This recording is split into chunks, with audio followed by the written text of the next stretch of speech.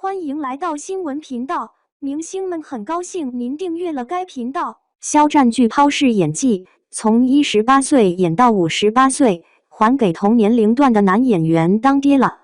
央视点名表扬的性格演员肖战，能从18岁演到58岁。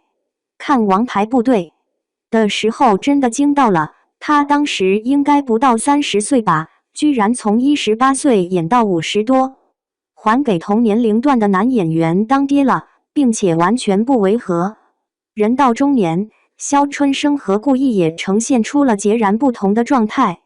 肖战采访中提到自己在拍戏的时候会从老前辈的身上找经验，他发现大部分演员都有一个习惯，他们的嘴角会习惯性的向下，因此他在诠释顾翊也的中年阶段时，会将这样的细节加进去。这就是导演所说的创造力。一个好演员绝不仅仅只是按照剧本的内容走，更重要的是要进入人物。一个青年演绎，中老年的年龄感就出来了，所以肖战的顾翊也从18岁演到50岁才那么令人信服。先说肖春生，中年的他有了儒雅之气，依旧意气风发，可脸上却明显带着疲惫感。要知道，一个人有疲惫感，往往意味着身体可能不太健康，精神上也受过打击。最近再来细品肖春生的这个年龄感递增，不得不感叹肖战演技之强。我不知道他是怎么做到的，但他确实在短短的38集，实际拍摄是3-4个月吧的篇幅里，完成了从明亮温暖的青涩少年成长，为了内敛成熟的中年总裁。从一种到另一种状态的表演，如果说是第一层能力的话，那么如何自然的从一种状态到另一种状态，则是最为考验演员演技的。肖战的厉害之处在于，他毫无痕迹地完成了这个转变，你甚至都不知道他是什么时候改变的。肖春生就像你的身边人，日日夜夜的相处，并不会发现他细微的改变。只是某一日蓦然回首，再仔细端详他的脸，惊觉原来已经有了如此大的变化。神奇的是，他甚至连脸部的肌肉都变得松弛了下来。再看顾翊也，给人一种高官的既视感。中年的他一身轻松，意气风发，眼神坚毅，但他也变得更加严肃，更加孤独。曾经的心结也靠自己打开了，胳膊不会再没知觉。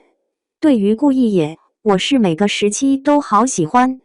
小野时期有种奶萌奶凶的可爱感，中野时期有着自信迷人的苏感，野叔时期是一种沉稳可靠的掌控感。我极度迷恋顾翊也的每个时期。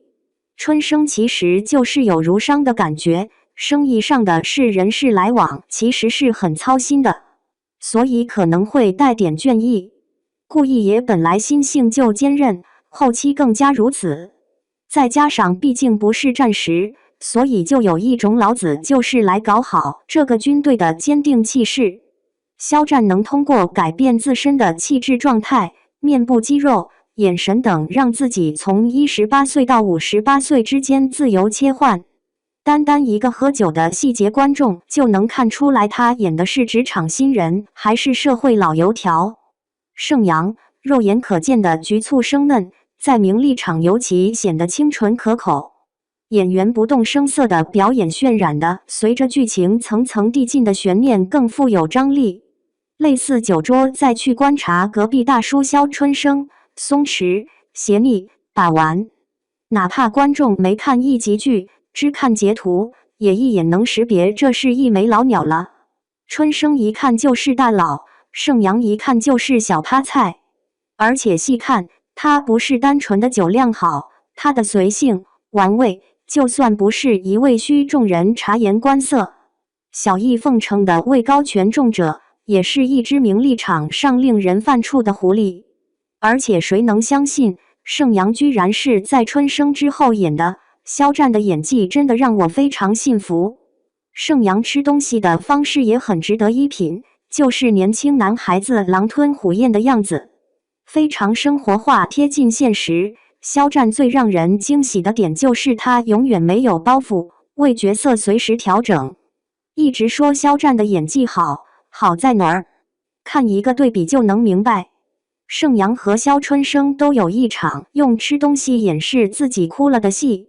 盛阳是被迫背锅，被公司开除之后不敢告诉父母，在父母的关心问候下突然红了眼眶，赶紧用吃饭掩饰。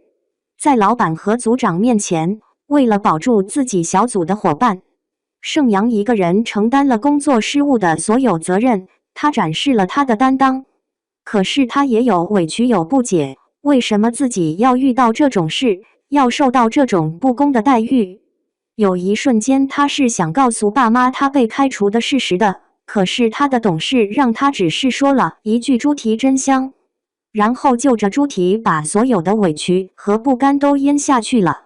盛阳吃猪蹄的场景让我泪流满面，失业的压力独自承受，那份懂事让人倍感心疼。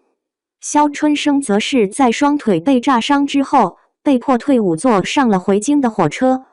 此时的他身体残缺了，梦想破碎了，爱人离开了，父亲去世了。他几个月前一得志满而来时，没想过自己如此狼狈不堪地回去。肖春生火车站台与姐姐相见的哭戏，嘴唇颤抖，眼眶泛红，细节满满，让观众感受到角色内心的委屈与痛苦。姐，我回来了，又把刚刚的情绪推向了更高的一层，言语中道尽了委屈和无助。他不再是那个独自面对困难和挑战，本以为自己能够坚强以对，然而当看到姐姐时，肖春生终究没能抑制住泪水，情难自禁。这一刻，他不是那个始终强撑着不让自己倒下的肖春生，而是一个在外漂泊已久，终于回到家人身边的充满真情实感的孩子。面对父亲的遗照时，内心充满了悲痛和愧疚和怀念。肖战并没有放声大哭，无声表演胜过了千言万语，只是默默地将勋章收起。这个动作代表了肖父的期许，春生的将军梦以及他的军旅生涯的结束。肖战的哭戏真的好细腻，隐忍的、抽噎的、低头卑身的、无声的哭泣。肖春生那么要强，在外人面前强颜欢笑，只会看别人不到的地方偷偷流泪。当他回到家里面对父亲的遗物时，才放开情绪，允许自己哭出声。这段无声的表演充分展现出了肖战在控制情感，用动作和表情来传达情感方面的卓越能力，让人感受到了春生内心的痛苦和无助。两个简单的动作，盛阳让我们看到了受委屈时的自己，可以产生共情。而肖春生让我看到了一个英雄的湮灭，感到无比心痛。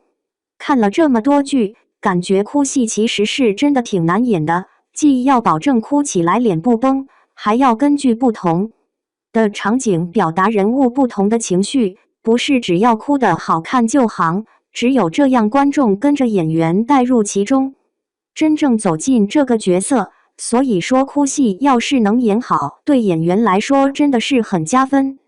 肖战在《骄阳伴我》里所展现出来的表演就像美玉，自然却不直白，莹润却不油腻，通透却不浅薄，充沛却不降气，是清透却带有沉淀和厚度的中秀质感。无论是在人物气质的拿捏和细节展现，还是和一众老戏骨的对戏给戏，都十分的自然精准。最重要的是他的表演充满了感染力，这是一种了不起的能力。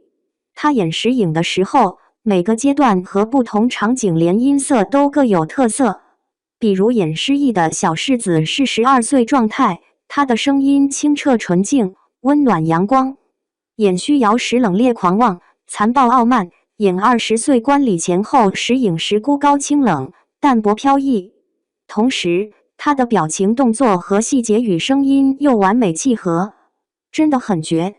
肖战的演技是经得起逐帧推敲的，无论是肖春生还是盛阳，人物特点明确，但是演技又细腻自然。最值得夸赞的是演技、表情、肢体动作、传达情绪都特别到位，让人一下子就能同频共情，跟着哭，跟着笑，跟着入戏，并且每一个角色都很立体，也从不会雷同。论优秀演员的信念感，时光的流逝，岁月的沉淀，在肖战身上清晰可见。肖战非常注意细节，从眼神、神态、动作、表情都是揣摩分析每个角色的不同特质表演出来的，所以他可以做到不同质化，这真的非常难得。何为好演员？肖战就是不是一种表演范式，一招先吃遍天，而后就停留在舒适区，而是从剧集类型，从表演方式都在不停地拓宽。像他这样的演员，放眼望去，着实不多，只能说天赋异禀了。确实是吃这碗饭的料，努力也是一方面，但没天赋却是万万不能的。